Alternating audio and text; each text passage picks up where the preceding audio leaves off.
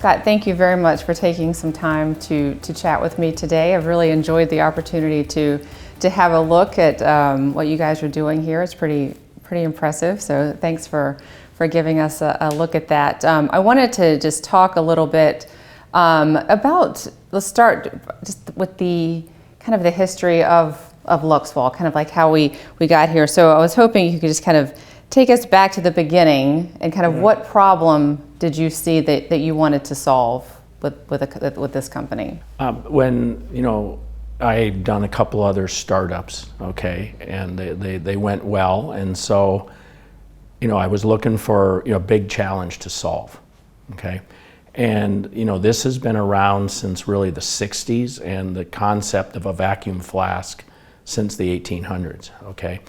And I really needed a catalyst, if you want to call it, something to trigger, and it was the low melting point sealing material, okay? And so I had been doing work in flat panel display and micro electromechanical structures called MEMS, and then some called Peltier thermoelectric devices. So I was involved in 3 startups that were doing pretty good pure science in these areas.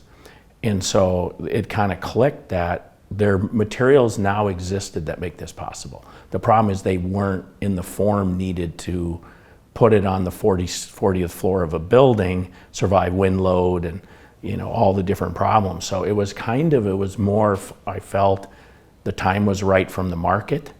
The technologies, the building blocks, finally there was potential to solve the problems.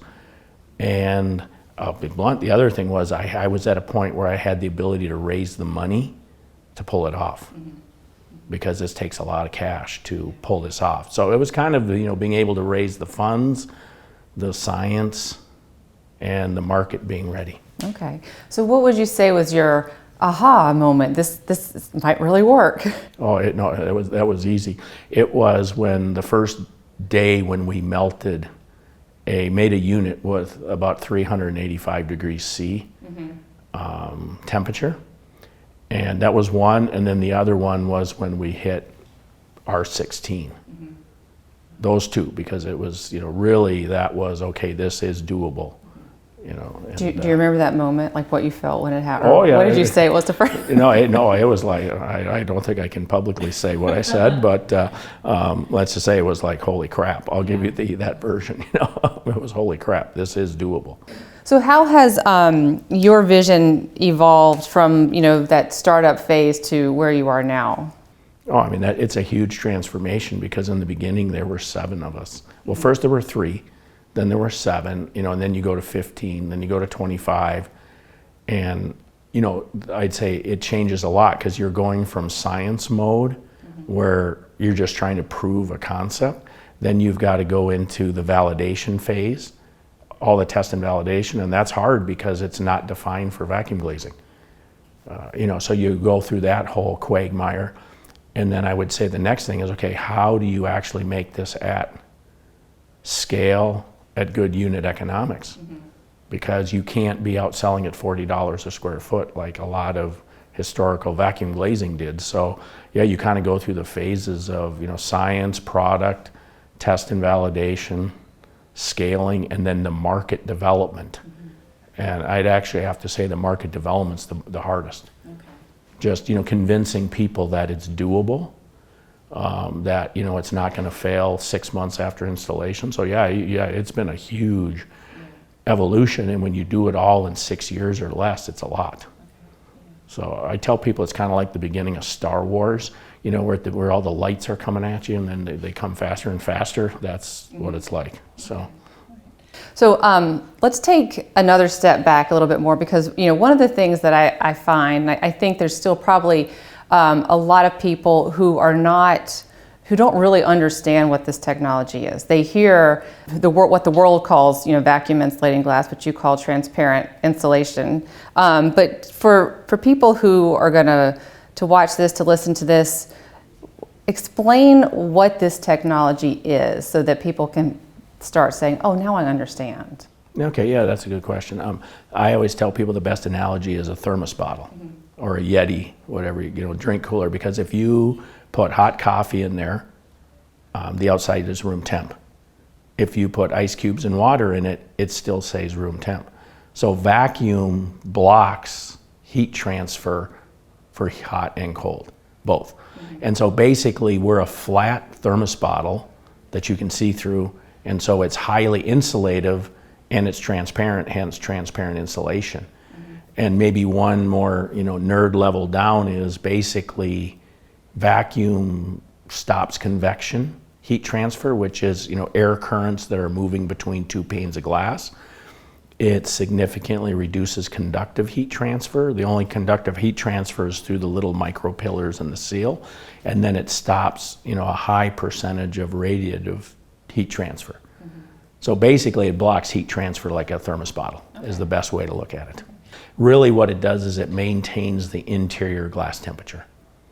Because if you go to like your windows today and it's 0 degrees Fahrenheit outside, you put your hand out, the glass is cold.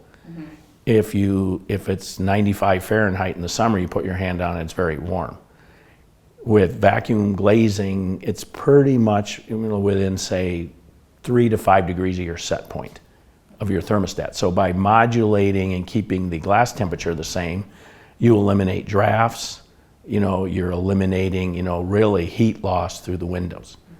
Okay, and so then I would say the next big thing is sound, and this is controversial because some people report that vacuum glazing doesn't help with sound, but there's lots of test data and third-party M&V, so it is very frequency dependent, but it helps significantly for street noise. Yeah, and that's right. You're doing a lot of projects in cities like Manhattan, and that the sound control is just hugely important for urban environments. Yeah, and we have a great story because we did on a building in New York, we did, I think, 8 apartments, and as a test with a large multifamily property owner, and tenants who didn't get their glass swapped out went into tenants that had it, and they couldn't believe the sound reduction.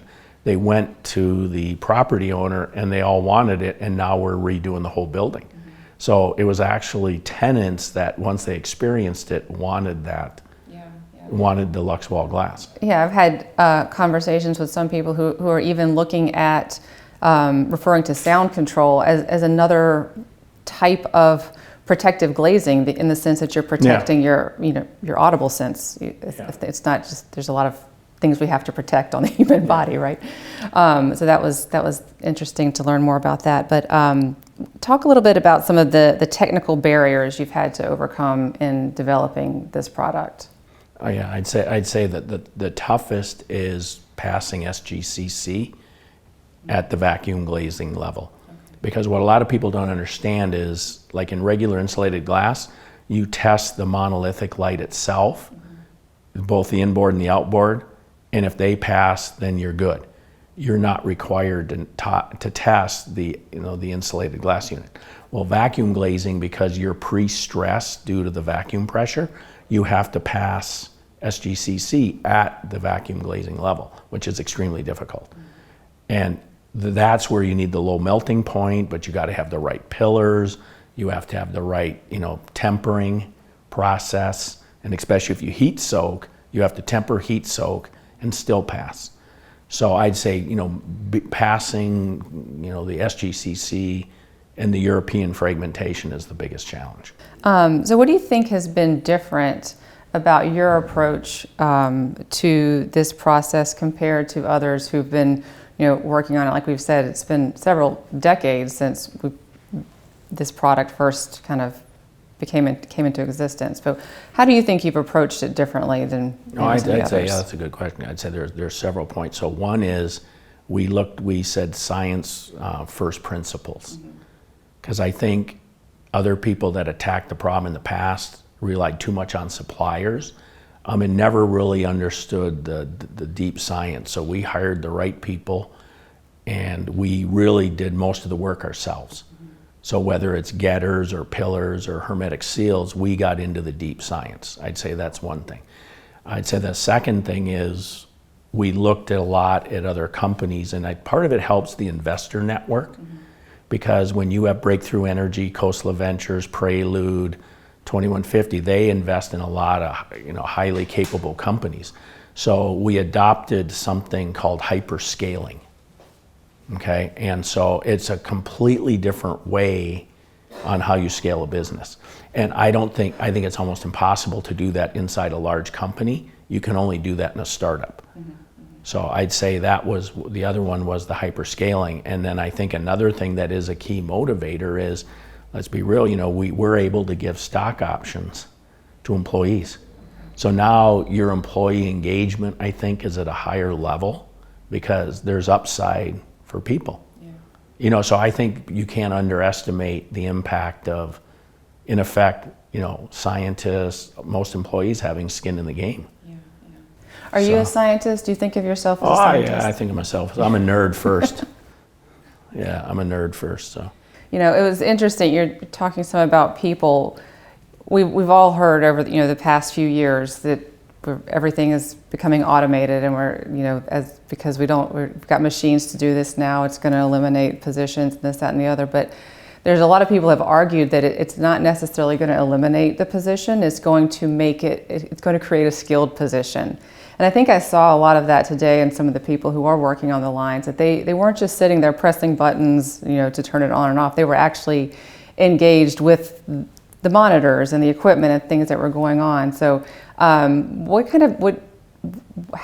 much do you focus on, or talk about a little bit about the training, or what you do with the employee when you bring some in? Because there's not going to be a lot of people, who have like a resume long, like I know how to manufacture these products and things like that. So how do you work with them to get them to understand the technology and to appreciate what they're actually developing? Well, no, it's hard because it is highly automated, as you saw. And that you hear AI is going to eliminate all these positions. AI is not going to eliminate all those positions out there, because we view AI as just a tool to help make you better. Mm-hmm. But we have to have, first of all, we have to have people that come in. They got to have very strong computer skills. We actually test people for like Excel and other software tools. We want them to have like HMI, ignition interface experience, because that's, we track every light in the system. So, we screen for that, but still they don't know everything. So we have to train people, and we have a pretty good training program with a rotation program to get them up to speed. But we're definitely, hiring a higher caliber off the street. We pay more because, we want to get, the better people that have the skills. But yeah, that's our strength right now, is the people on the floor. So as I was preparing for this, I didn't realize it's been 10 years since you actually started LuxWall. Is that yeah, right? I started maybe in like 2017, and there was messing around, but really what I call kicking it into high gear was 2019. Okay, 2019. So, and like we said, the technology itself has been in existence for quite some time. So what has been challenging, do you think, to get to the point where you are now? And not only where you are, but to start to get this product into the mainstream? Well, yeah, I'd say because right now, that's why 1250 Broadway for us was a big win. Because, we had done projects that were 21,000 square feet, 33,000 square feet, but to do a 39-story tower, 57,000 square feet, that's a lot of vacuum glazing, a lot of transparent insulation. And so the key right now is, to continue to execute, because one of the things that hurt, what I just call switchable, is there were too many channel issues. Like now you had to get electricians on the job site. You had to get controls people. You had to, there were just so many channel hurdles, and then there were early quality problems. So then once that happens, it's a it's a toilet bowl. It's a spiral going in the wrong direction. Okay, so I think that's why you saw on the floor we put so much into quality, because we can control that, which is not putting bad product out on the street. And I'd say the other thing is that really trying to make it where the channel doesn't care. So if you look today, a glazer puts this in no different than he puts in a double pane or a triple pane. So I think that's another big difference, is making it where it's seamless for the channel, There's no new trades, there's no new materials. It just flows the same way. Yeah. Okay. And so I think right now the biggest thing is just getting as many end use cases as possible. Because we've done hospitals, hotels, elementary schools, university buildings, you name it, we've done it. Religious. The key right now is to just keep getting as many, installations with the data. Yeah. That's the key, is getting the, electric bills, getting the natural gas bills, and that's when it really starts to take off because people see the quantified benefit. So how do you think things like energy codes becoming more stringent, this focus on decarbonization and things like that, how do you think that focus is accelerating the interest and demand for a product like this? So when you look at codes, the codes really don't help right now because we're so far beyond the codes. Okay, and the other problem I see is they're not going to change the codes when there's one company, because that's called a monopoly and there's antitrust. Okay, so they're not going to change the codes until two things: there's more players and a certain percent of the capacity can be satisfied. So we went into this knowing we can't rely on codes. So one of the things we've done is we're working with the utility companies like Con Edison. Okay, so rather than the codes, this is probably another thing to help adoption, is we're trying to move utility companies to provide incentives, because for every, the less electrons going to heating and cooling is more to go to data centers. So that's kind of the angle. And the other thing I would just say is that when it comes to like decarbonization, that changes with administrations. So that was big before. Now it's less of a driver, and we still see that in the end, property owners go to the ROI. Yeah. They're looking, okay, what's the payback period? What's the ROI? So I'd say the biggest tailwinds we have right now is rising utility costs, because that reduces the payback period. I'd say the other thing is that the whole data center push is there's more awareness to keep electrons on the grid. And then I'd say the other thing is people want to renovate buildings rather than build new. So you're definitely seeing a push more towards retrofit and renovation than new construction. The renovation market is big right now. We're seeing a lot of upgrades to existing buildings and things like that. So do you think that this type of product is I mean, obviously that's a good fit for this type of product, but so talk a little bit about that versus, say, new construction, and kind of where do you think it has the most potential? I think definitely, as we think about transparent insulation, it's definitely more in the retrofit right now. And plus, as a startup, this is another maybe interesting point, is we analyzed I call it the switchable glass graveyard, and they all went after new construction. They really had to, because they had wires, and people aren't going to go rip out drywall and rewire their house or their building. So the problem is that's got a very long sales cycle, because you get a spec, and then it goes through. It can take 24 to 36 months. When you're a startup, you have to fill a factory right away. Okay, so the retrofits have a much faster sales cycle, and that's our biggest value, because if we're 8-10 millimeters, we can go into single pane or double pane pockets. So really, it is the perfect fit to start out, to launch. And what do you think are the biggest misconceptions that, whether it's an architect or glazers, that people still have about transparent insulation? Oh, okay. That's a long list. Well, the first one is just, you hear R18 center of glass. What is the total window? Okay, so that's the first challenge. Is how do you convey that really high center of glass to a total window? And that's where we do a lot of pilot mock-ups with M&V. So that it takes more time and money, but you convince them. Okay, I'd say the second biggest perception is that you have to use a hybrid. You have to take a vacuum glazing, made it with a third light and a traditional spacer because of thermal deflection and wind load, which isn't true. Okay, so I'd say that's probably the second big one. Okay, then the third one will be that pillars are an aesthetic issue. because you've seen them, they're so small, you can't, they're very, very difficult to see. Yeah, so I think that's a big thing, is you have to get people over that aesthetics. And then I would say the fourth thing is really convincing property owners on the useful life, the warranty, that, okay, I can count on this product for 30, 40 years when it's new. So there's the conception, that, or the kind of, it's going to fail quick. What about the cost hurdle? That's another one. And there's two ways to look at that. So obviously, a lot of early vacuum glazing products were in the, $35 to $45 a square foot, which is 3x to 4x, products, regular insulated glass units. So, we've cut that in half. Okay, so you've got to get over that one.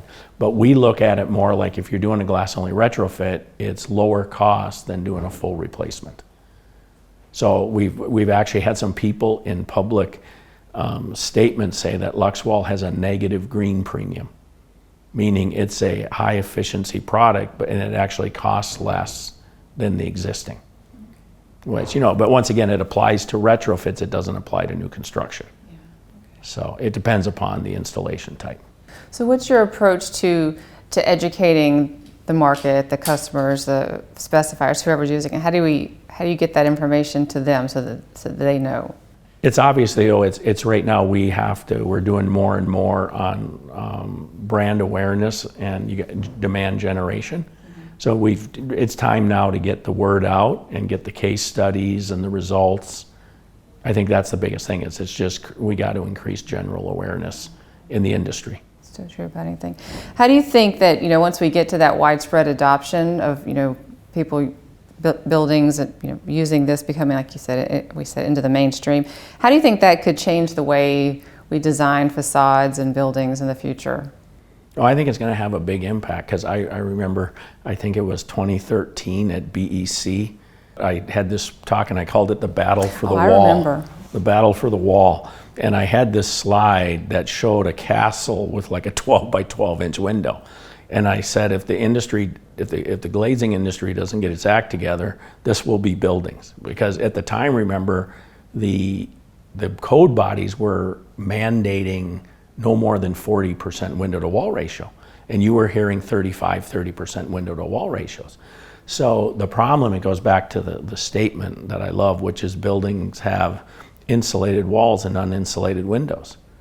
And so to me, if once there's the better understanding of the center of glass to total window, and the windows are now insulating as well as walls, I think most people within reason, would want more glass. So I think you're going to see more 60, 70% window to wall buildings.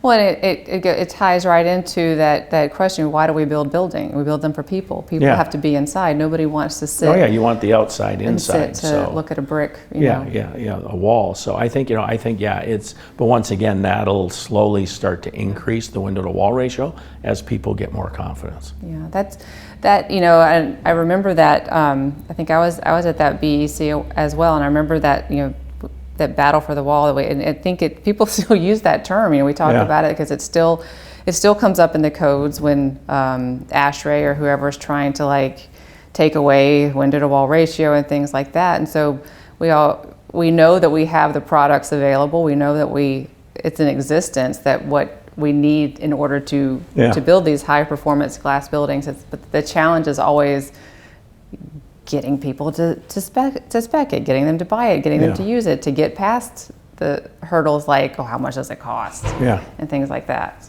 So. And I think, but the key thing is it all comes down to mass scale. Mm-hmm. You've got to get it to a price point where there's a chance of adoption, because you look at the glass industry over the last 30 years, and there's been great products, but the reason they never went anywhere is the price point was too high relative to the current offering.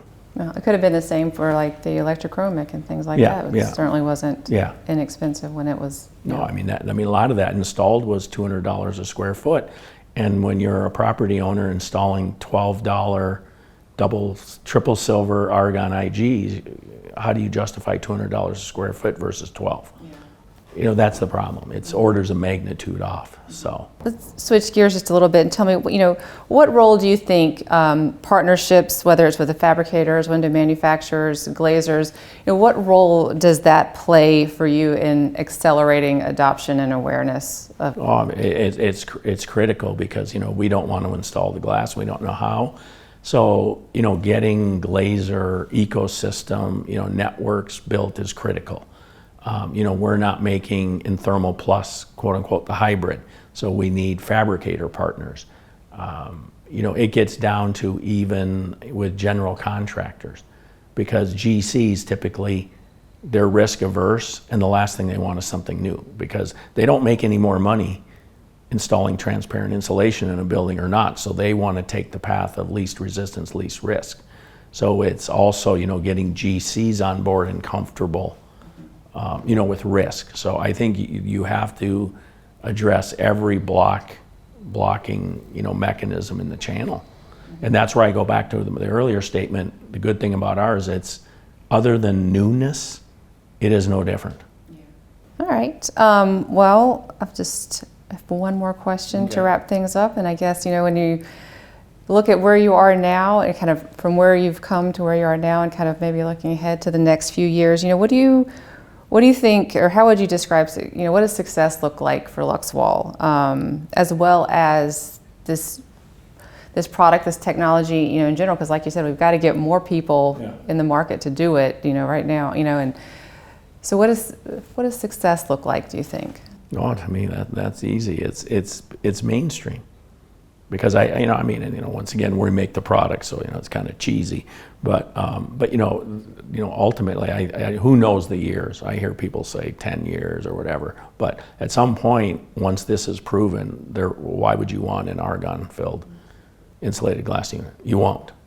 So to me, that's really the end game. This is the standard, and then I think the glass industry and everybody does better because when the windows are equal or better than the walls, people are going to pick glass. Yeah.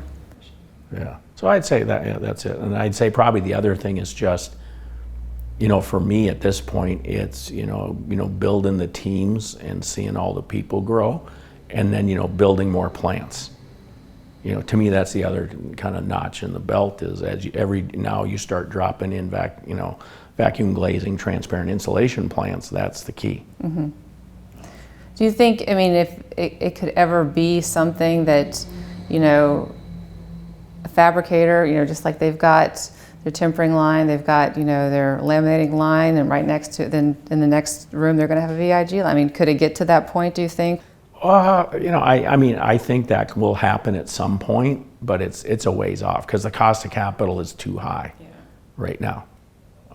And so it has to get simpler to manufacture, and the capital cost has to go down for fabricators to be doing it. But I always look at like what you used to go to Costco and you'd buy a 40-inch LCD TV and you spent $2,000.